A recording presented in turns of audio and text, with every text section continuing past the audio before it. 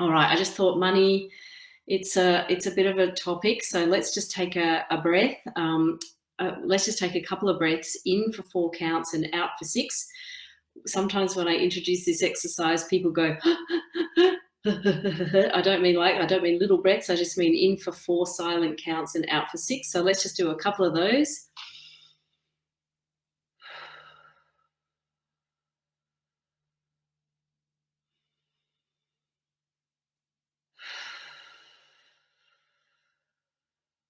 Okay, that's called a micro transition. There's a man called Adam Fraser who wrote a book called The Third Space. So he says sometimes between things, you just have to take a little moment and get centered. So money can be a topic that brings up a lot of different emotions. I was trying to think of some words that are often associated with money. It can mean freedom to some people. It can mean stress to people. It can mean fights with people. It can mean, hey, money equals fun, or money equals power or status, or money equals secrets. I don't want to tell someone how much I spent on that item. You know, I'm going to hide those receipts. It can make you feel like the two images I've got here in the slide. Oh yeah, let's get sorted and organized. Or money can make you feel like, oh gosh, I can't even. I don't even know where to start. There can be a fear around having not enough money, but there can also be a fear of having too much money, and the concept that money can turn you into a terrible person. There's a thinker called Bob Proctor who says money makes you more of what you already are. So if you're already a good person and you get lots and lots of money, that makes you a person that can do good things with that lots and lots of money. So it doesn't necessarily have to be a thing to be afraid of, having lots and lots of money. But obviously the reverse can happen. So if you're not a great person and you get lots and lots of money, well, yes, I think we've got a few examples of that all around the world. I wanted to touch on the way money and financial stress can affect your mental health. So it's a bit of a vicious cycle. You can have financial stress in your life that can turn into poor mental health. That can make you feel depressed and overwhelmed or anxious. Maybe that impairs your decision making. Maybe if you're having an episode of feeling really depressed and down and overwhelmed, you don't pay bills, which causes financial stress. Or you can start with poor mental health and then the financial stress follows. So there's a real connection between financial stress and mental health. And I think that's why Uprise is really taking this seriously, and having a module like this that we can sort of have a think about how we can take some of that stress off. Worst case scenario, and it's Men's Health Week. I really want to acknowledge that very, very sadly in Australia, men are 3 times more likely to die by suicide than women are. And one of the reasons that men commit suicide is financial issues. So I would really, I just want to emphasize that if you are feeling desperate and overwhelmed, please reach out to Lifeline or call Uprise. We don't want these situations to occur. We want to get in. We want you to reach out and get help. But you can see here, finances can impact relationships. That means, sometimes relationship separations, or if you're separating a relationship, that can cause financial issues. So it's all interwoven, and it can feel very, very overwhelming. So if you are at that point, please reach out. The 3 financial health basics I wanted to go through today are consolidate, automate, and communicate. And I'll tell you what each one of those are. The thing is about financial health and money is that we don't really get taught a lot about how to handle money. We only have our parents or caregivers that model financial behavior. So depending on how they handle money, that's often how we handle money. We try and make our own way. And the system can be really complicated and overwhelming. There's a lot of jargon in it. I work in it myself. Sometimes I think, if I don't understand it, how is anyone else going to understand this? So I just want you to take the pressure off yourself, and it is a system with lots of twists and turns. The consolidate that I wanted to talk to you about is debt, consolidating your debt. If you are in a lot of debt, it really helps to just kind of go, okay, I'm going to work this out. There's a national debt helpline that you can call between 9:30 and 4:30, where you can get free assistance from a financial counsellor who is independent. So they're not going to be driving you towards certain products where they get commissions or bonuses. They're just going to help you. Okay, let's get all of this mess. Let's work it out. Let's go through it a step at a time. And they're fantastic. And I really, really urge you to get help if you need help with debt consolidation. There's other services that are out there, but it can be really good to start with independent free service where financial counsellors don't have any other agendas going on. And obviously, if the debt is caused by an addiction or a gambling addiction, please reach out and get help for that, because there's fantastic resources out there where you can start to take charge of that as well. So I just wanted to start there and just say, hey, you're not alone. Australians have a lot of debt. Some of us manage it better than others, and it's a matter of just going, okay, my aim is to get out of debt. How do I do that? Do I need some help? So like I'm saying, so in terms of consolidating your debt, reach out. Obviously, the gold standard is debt-free. I haven't reached that myself, obviously. Saving for a buffer. And I think, the situation with the global pandemic has certainly, put our grandparents' kind of advice of save and make sure you have a little bit of an emergency fund into sharp relief. And I think it's a really good thing to try and do. So just think about consolidating your debt, start to knock it down as fast as you can. The other consolidate concept I wanted to talk about is consolidating your superannuation. Superannuation is one of those topics that people go, oh, that's just like boring and I can never have it. And, I have to wait till I'm 60.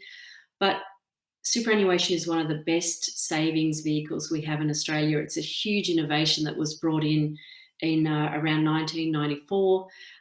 It's your money. So what happens is that your employer, as you know, takes 9.5% of your salary, your money, and puts it into superannuation, where it's then invested in a long time horizon where it gains compound interest. So the idea is that if you can really have a think about your superannuation, it becomes a fantastic savings vehicle for you for later on down the track. And believe me, those years go fast, and suddenly you're like, oh my gosh, retirement's around the corner. It's a bit of a complicated landscape, superannuation. There's different types of superannuation funds. There's industry super funds where you would have seen this symbol. They're profit for member funds. So they don't take profit and give them to shareholders. They invest the profits that they make back into members and members' benefit. There's self-managed super funds where people make their own super fund in their family. And then there's retail super funds. I've got the image here because there was a big fight really between industry and retail super. Retail super is profit for shareholder model. They can be more expensive, and a lot of the market share is now going to industry funds. There's also an old closed type of fund called defined benefit superannuation. You can see what kind of superannuation you've got usually on your statement. A lot of people don't open their statements. They're just like, yeah, whatever. But there's really good information in superannuation statements. I forced a friend of mine to open her superannuation statement recently, and she had $35,000 in this super account that she had no idea she had. So it's really worth opening your accounts and making sure they're all in one place. Going back to defined benefit, if you have a defined benefit fund, they are a very different, unusual structure, and I really urge you to have a chat to your superannuation fund before you leave them, because they're calculated in a very different way, and there could be some very good benefits. It's closed now. You can't have a defined benefit fund anymore, but if you do have one, they're very different, and you need some advice before you leave them, because you can't get back into them once you've left them. So yeah, a bit of a complicated landscape there. You'll see that most of the money is in self-managed super funds, but industry funds now have a lot of the market share coming up to self-managed super funds. Einstein called compound interest the eighth wonder of the world. The thing is with superannuation investment or money investment like this is it's long term. So the longer it's in there, the better off you are, because the interest compounds on itself. So you're getting interest on interest, and it starts to hockey stick after a long time. So really with superannuation, it's your chance to be invested in the stock market. You can change the way your money's invested depending on your risk and how much time you have left. And you can really make that work for you. So it can be interesting. It's not necessarily a snore topic. And I really, really urge you to have a look at your superannuation and get a little bit more engaged. Super funds don't know how to make people more engaged, but I would just really urge you to give them a call, work out what you've got, have a look at your statement. So here's the tip list for consolidating your superannuation. Have one account. Make sure you're paying the lowest fees you can possibly get. Make sure you don't have multiple insurance policies. Superannuation, under My Super rules, they've got to give you insurance. There's been a lot of to's and fro's and the government getting involved in the insurance rules, but just make sure you know what you've got insurance-wise, because it can be really helpful to have it. Have a look at your investment options, work out what kind of risk return you're interested in. And at the moment, it's legislated that your employer has to put in 9.5%. But for a comfortable retirement, people are saying we should really be putting in 15%. So think about contributing a little bit more to your super. I know it seems like a long way away, but it really is worth having a look at because it's a fantastic investment. The third concept is automate. Sorry, this is the second concept. I'm losing track of my numbers here. Automating your finances. So if you look at some of the most influential financial thinkers, there's the Australian barefoot investor, Scott Pape. Some people have mixed views about him, but he is a really simple, great introduction to how to automate your finances. He talks about putting your money into 3 sort of buckets. Then there's another guy in the US called Ramit Sethi, who talks about also automating. So he's got 401ks and Roth IRAs here in that slide, which are just different types of retirement investments. But both of them have that concept of your salary comes in and then you allocate it out to where it needs to go. So you don't have that sort of thought of, yay, I'm rich every fortnight or every month when you get paid. That you're actually going, okay, well, I know that some of this needs to go here, some of this needs to go here, some of this needs to go here. And with digital, you can just automate it really quickly and easily. Just having a think about assets versus liabilities. The way to grow your wealth is to have more assets and less liabilities. Things that some people consider assets like cars are actually liabilities. As, if you buy a brand new car, it depreciates as soon as you drive it out of the lot. So just trying to reduce your credit card debt and your personal loans and getting your mortgage down and seeing how much you can think about investments, investment properties, trying to invest in those assets that actually appreciate in value. Very complex. I just wanted to sort of mention it briefly. And if you really want to get inspired, there's a website called Mr. Money Mustache. The guy retired at 30 by just cutting his expenses, making sure he didn't have any liabilities and just built up enough money to retire. And yeah, really extreme, but if you want to get some inspiration, it's a great website. So automate, use the technology we have. It's really easy to set up your money the way you have it zipping all around the place wherever you want it to go, and just stay ahead of the game. There's lots of psych research into if you get a big pile of money, especially if you're working as a consultant and you're only billing monthly, that it's very easy to think of yourself as very rich and then just blow it all. So it's just trying to stay ahead of yourself in a way and make sure it's going where you need it to go. The last one is communicate. And, obviously some people are wired differently. Some people are natural savers. Some people are spenders.